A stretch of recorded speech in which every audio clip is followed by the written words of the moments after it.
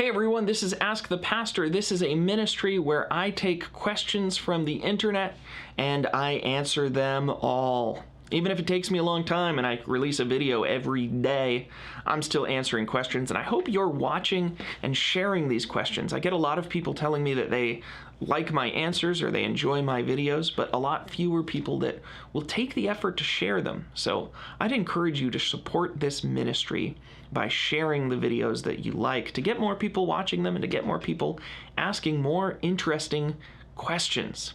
So here's our question for today. It asks, is God male or female?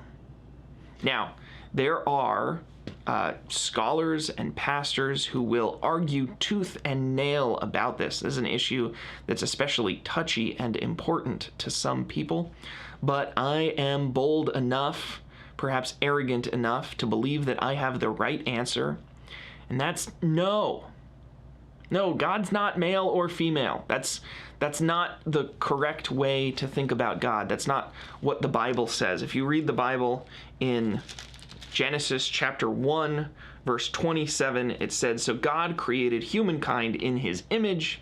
In the image of God, he created them, male and female. He created them." So something about God is reflected in the creation of a male being, and something about God is reflected in the creation of a female being. God is both and neither. God created male and female in his image.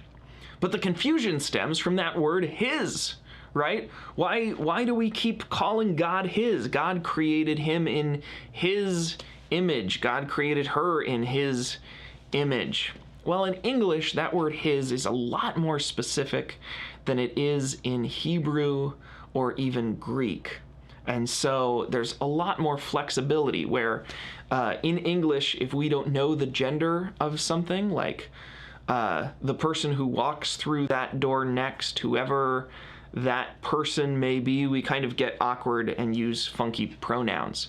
But in Hebrew or Greek, we would be bold about that. We would just say he, because he could be used for the masculine or for a gender-neutral unknown.